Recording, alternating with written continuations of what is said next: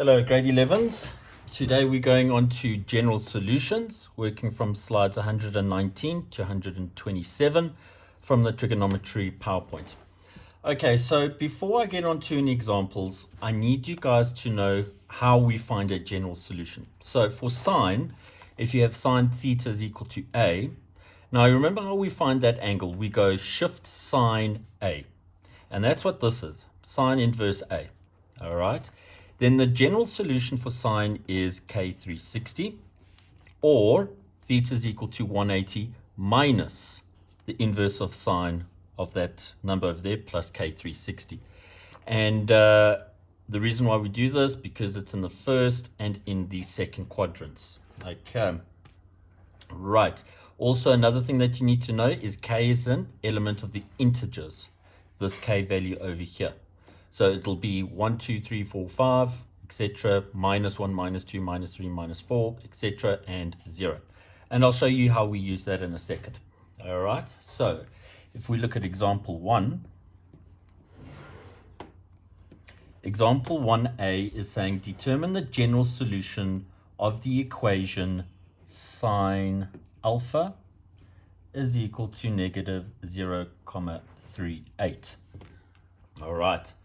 So what we do here is we're going to use these two bits here.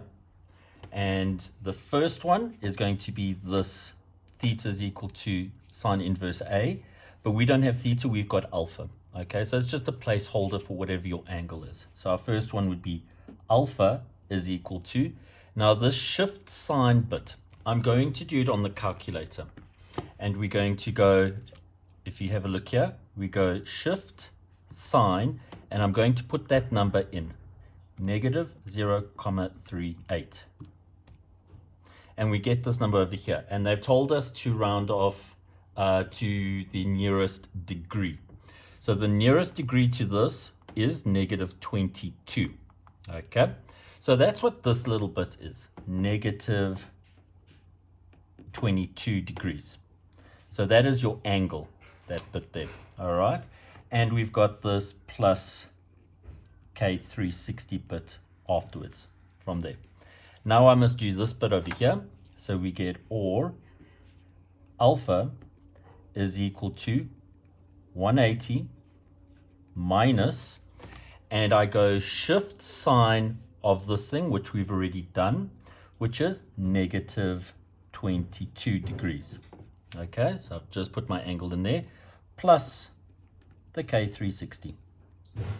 This one I must just take a little bit further, so we go 180 minus 22, and we get alpha is equal to 202 degrees plus K360. All right, and what we've done there is we've got the general solution for that angle. And what you'll find is if we take this one here, we add a 360 to it, it'll give us that same number.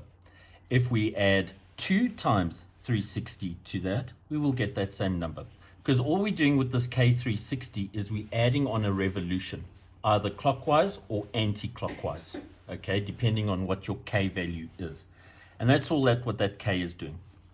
If we look at example B, they're saying determine the solutions in the interval minus 360 up to 360 degrees. Okay, now this is where we're going to mess around with our K value. What I do first is I let K be equal to 0 for my first one. And I'll get alpha is equal to, so if K is equal to 0 here, we get minus 22 plus 0. So that would be minus 22 degrees. For this one over here, we would get alpha is equal to, that becomes 0 because K is 0, so we get 202. Now what I do is I look at the two angles that I've just worked out, and do they fit in within this range over here, this interval, okay? So minus 22 degrees definitely fits in there. 202 also fits in there. So these are both solutions. The next value I'm going to check is when K is equal to 1. Alpha is equal to. So over here, we're going to get minus 22 plus 1 times 360. Just put it in there, and we get 338. The next one I'm going to check is this 202 plus 1 times 360, and we get 562 degrees. Now I check, are these within our interval here? Well, 338 is in, 562 is out of this interval. Okay. Now you guys can see, if I go when k is equal to 2, this one already failed when k was 1, so if k is 2, this one will definitely fail. If k is 2 over here, it's just made it with 1, so it'll definitely fail with 2. So there's no point me going with k is 2. So what I'm going to do now is I'm going to go into the opposite of the 0, which is the negatives now. So I'm going to check when k is minus 1. So I'm going to check with this one over here, and we get minus 22 plus minus 1 times 360. And we get alpha is equal to minus 382 degrees. And then for this one, we get 202 plus minus 1 times 360. And we get alpha is equal to minus 158. Okay, so this minus 382 is definitely not in. Minus 158 is definitely in. Okay, let's maybe check when k is minus 2. Maybe we will get one of them in. Okay, so over here we get minus 22 plus minus 2 times 360, and we get alpha is equal to minus 742. And then for our second part, we get 202 plus minus 2 times 360, and we get minus 518. And you can see both of these have failed. It's not within our interval there. Okay, I'm going to write up the solution now because we have all of the little values that work for us. And I'm going to start from the smallest one. And the smallest one is this minus 158 degrees. Semicolon. Go to the next one, which is minus 22. Go to the next one, which is, we've got these two now, so it's 202. And then go to the next one, which is 338. Okay. I don't say here alpha is equal to these things. I say alpha will be an element of one of these things. The curly brackets are important, and you must write the element like that, grade 11s. Okay. Moving on to the Cos General Solution. So your Cos General Solution formula looks like that. Very similar to the sine one. You're going to go shift cos that number, but instead of breaking it down this one or this one, we just say plus or minus. And then it's plus k360, where k is an element of the integers. All right, so if we look at example 2, question A, it's telling us determine the general solution of cos beta plus 0,854 equals to 0. So we want to find the general solution for this, correct to 1 decimal place. So what we need to do is get the trig function on its own. So I'm going to take that to the other side, and we get cos beta is equal to negative 0,854. Okay. What we do now is I'm going to go use this bit here, which is beta is equal to plus or minus. I'm going to go shift cos of this number. Shift cos negative 0,854, and we get 148.6. to one decimal place. 148.6 degrees plus K 360. K is an element of the integers. I must write that, grade 11s, when I write my general solution. I just want to check here. Okay, so I missed it out with the first example, and I would have lost marks there. You must say K is an element of the integers when you write your general solutions, okay? Okay, so we've got our general solution. Looking at question B, it's now saying determine the solutions if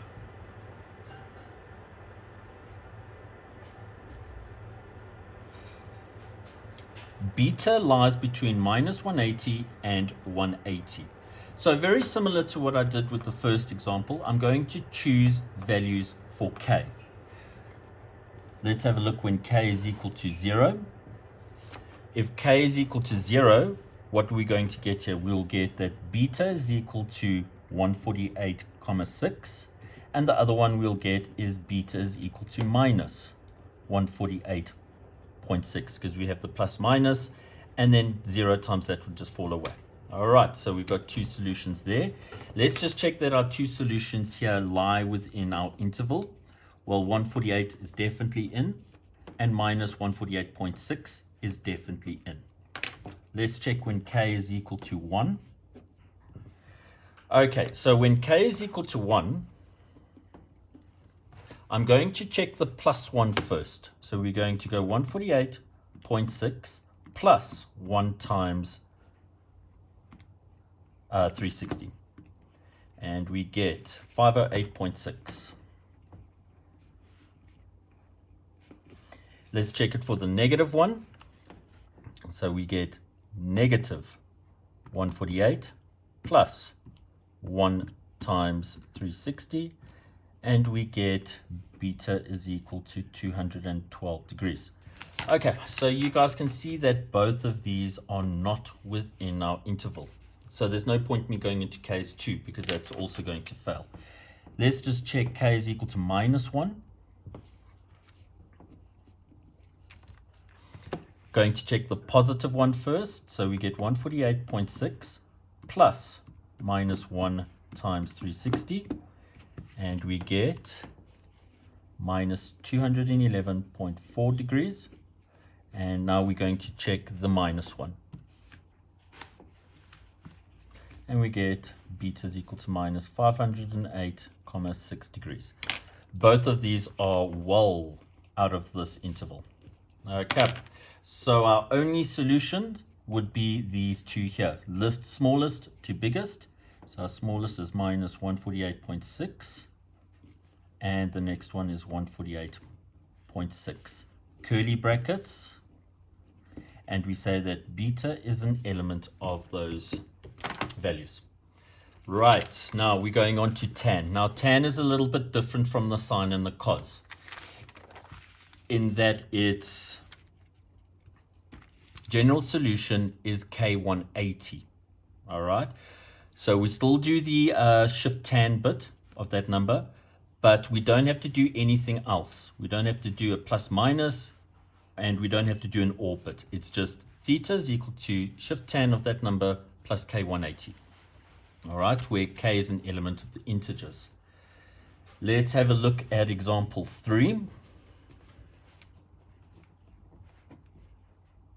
All right, there is only one question for it. So it says, determine the general solution of 2 tan 3 theta minus 1 equals 6,3, correct to 2 decimal places.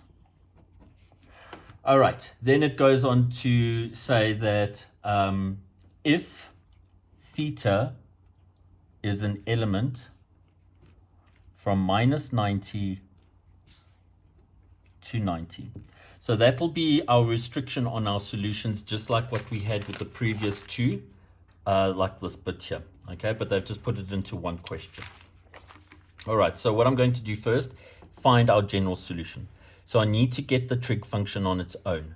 The first thing that I do is I take the 1 to the other side, and we get 2 tan 3 theta equals 7.3.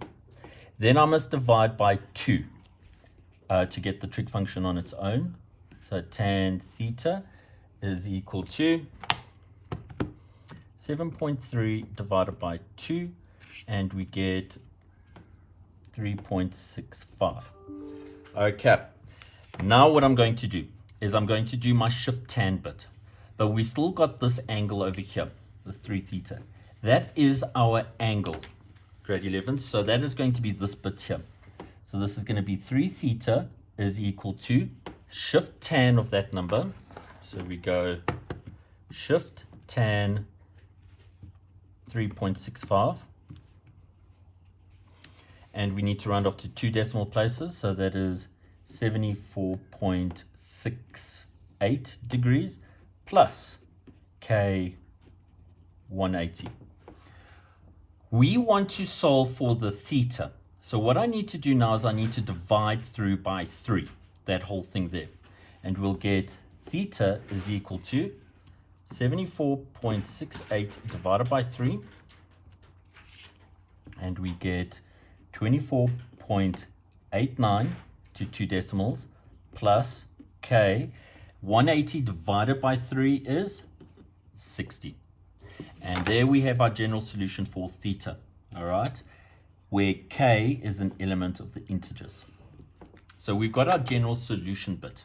Now what we need to do is we need to find out which values of theta lie within this restriction. So I choose K is equal to 0. So that's an easy one. When K is equal to 0, that just falls away, and we're left with theta is equal to 24.89 degrees.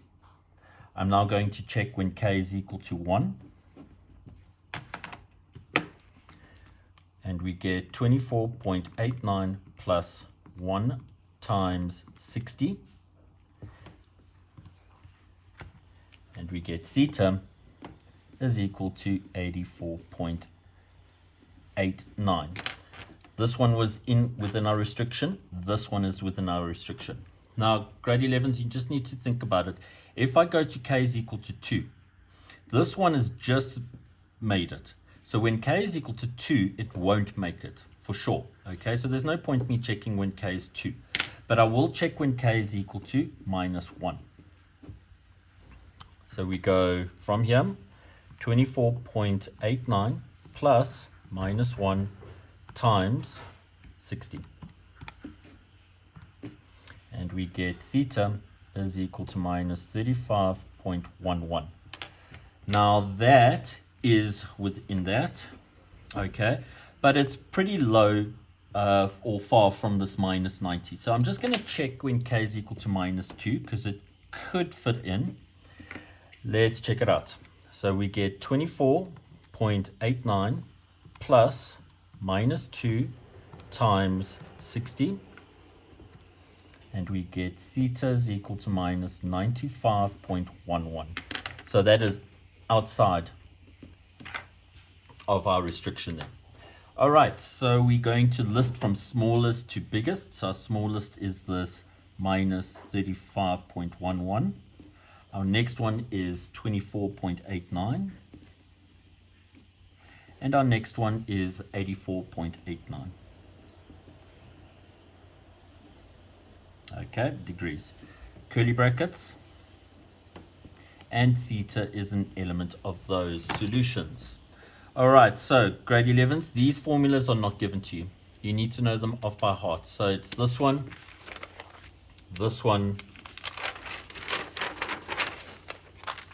and this one that you need to know. All right. Right, so homework time. Let's see where I can write this. So for homework, you're going to be doing exercise 7.10, number 1, I, 4, 6. Then number 2, you're going to be doing 1, 2, 5, 6, 9, 10, and 12. Okay, and that is it. Thank you, grade 11s.